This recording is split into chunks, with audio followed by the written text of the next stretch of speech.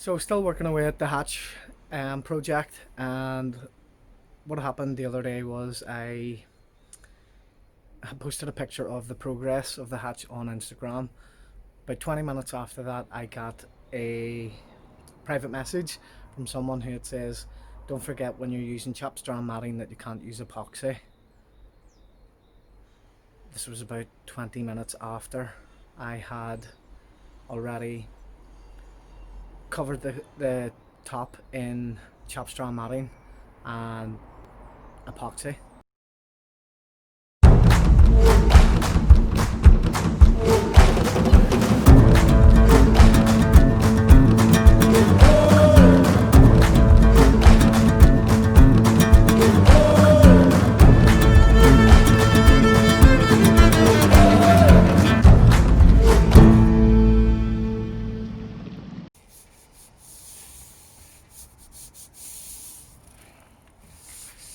Well, hello everyone. Hope this video finds you safe and well. Just before it gets started, if you'd like to take a minute to hit that subscribe button, I'd really appreciate it. So in the last video we kind of left off where we were doing some adding some fairing compound to the coach roof hatch, and just trying to sand that fair before we laid up some fiberglass and got painting. So after sanding the fairing compound flush, I then give it a good clean with acetone and wipe down with the tack rag then. We then had a look at how to fill in the holes that had developed in the hatch cover. And with that I was going to use West Systems Epoxy 105 and 205 and some chap strand matting. But as you'll come to see, there's a few issues with using chap strand matting and epoxy together. So as you can see here, I'm just using a normal paintbrush to dab on some unthickened epoxy onto the chap strand matting. But it's as if the chap strand matting doesn't like the epoxy. It really isn't soaking into the chap strand matting very well at all.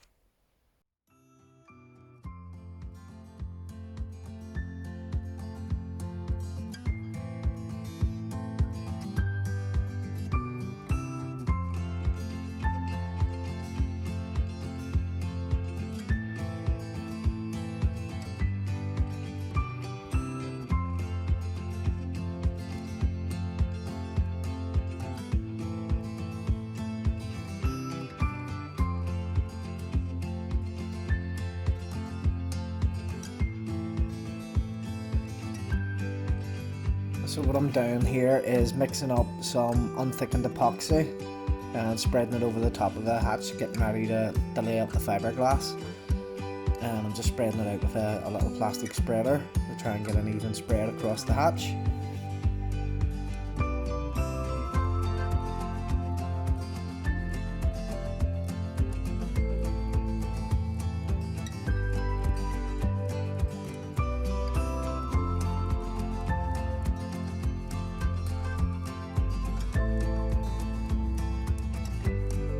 I'm mixing it up in a big tub there because I knew it would need a lot, and that was the biggest tub I could find was an empty peanut butter tub. And this is me laying up the chap strand matting. As you can see, I have for some reason chosen a rather large piece, and in hindsight I would have made sure to trim this all to a more appropriate size prior to laying up the epoxy. Because as you'll see, I just made more work for myself.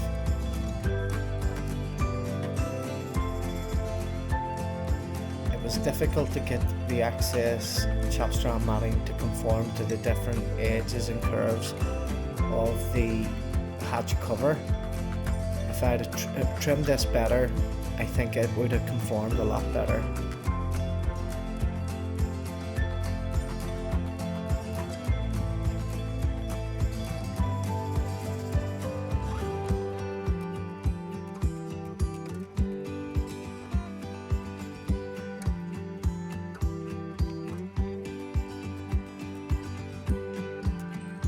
And thanks to those who left comments to say I really need to invest in a proper workbench.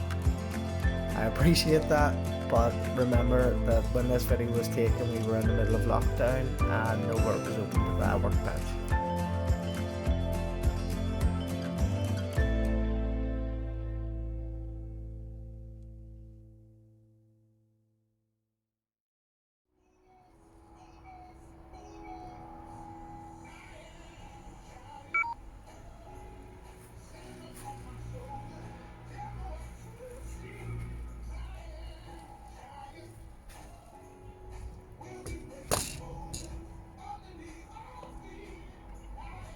So it was at this point where my battery died, so I wasn't able to film any more of me trying to wet out the chapstraw matting. However, after copious amounts of mixing up epoxy, I was able to get it wet out. So still working away at the hatch project, and what happened the other day was I posted a picture of the progress of the hatch on Instagram. About 20 minutes after that I got a private message from someone who it says, don't forget when you're using chapstraw matting that you can't use epoxy. This was about 20 minutes after I had already covered the top in chapstraw matting and epoxy, covered it in epoxy. So I wasn't at home when I had got this message, so in a panic I came home to check it, and it was suggested that I actually check one of Boatworks Today's videos that about chapstraw matting with epoxy, and in that it was saying that they're starring something like they're starring in chapstraw matting that bonds the glass together, and in the polyester resin it breaks these binders down to create a bond, something like that. But this didn't happen with epoxy because there was no styrene in the epoxy, something like that. So I thought the project was going to turn out to be a disaster, but I did a bit more looking into this, and what I found was that chapstraw matting in the US, I think, is all bonded with styrene or coated in styrene, but in the UK and Europe there's an available chapstraw matting which is powder coated. I think I'm right in saying that, or yeah, powder coated. It's E-class or E-glass, I think is the term for it, and this is compatible with chapstraw matting. However, polyester is recommended because it wets out chapstraw matting better than what epoxy does. It's quicker and it doesn't use as much as what epoxy does. So I had a look at what I had purchased, because it was a few months ago that I actually bought the chapstraw matting, and by pure fluke I had actually got the E-glass chapstraw matting, which was compatible with epoxy. So it actually turned out all right, although that was a pure fluke. I could have accidentally bought the wrong stuff and used epoxy and it wouldn't have worked at all. But I'll give you a quick glimpse of how it's looking after I've used the epoxy and the CSN together. So it's completely cured. I have these long tails here that were left hanging that all need to be trimmed off, but you can see just there where the epoxy has soaked into it that it's cured and became rigid. That's solid there. So I have to give it a tidy up with a sander, and then I'm going to fire it all before painting. But it was my first time using epoxy and fiberglass, so I think it's turned out okay for a novice. A lot of tidying up to do on it though, as you can see, but we'll get it all sanded off and tidied up and come back to it and see how it looks.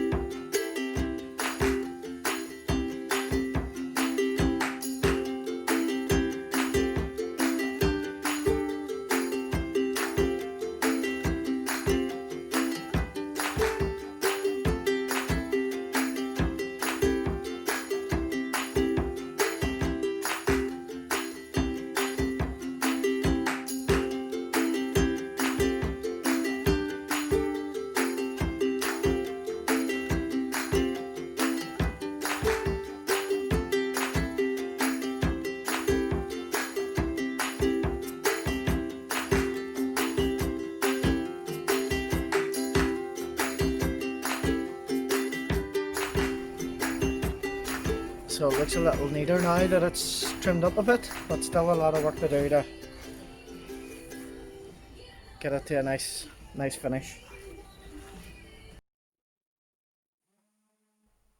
So of course this meant more sanding and more sanding, followed by applying lots and lots of fairing compound.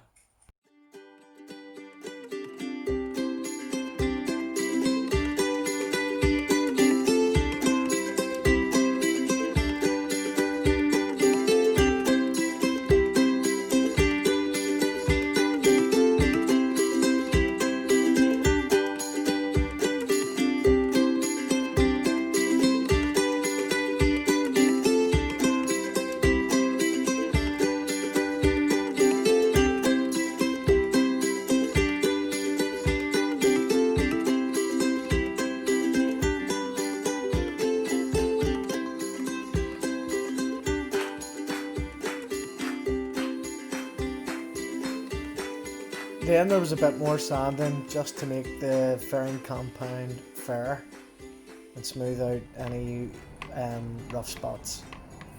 Right. Go ahead. Once that was all done, it was time to apply the first layer of primer.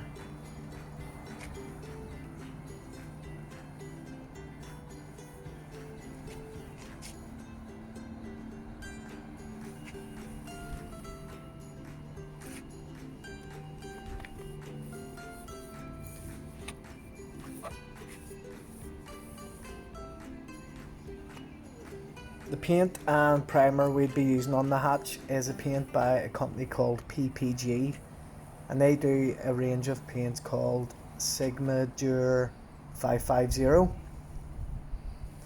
and the primer for that is Sigma Cover 280, and these are the same paints as Maz used on his deck in the YouTube channel Sail Life.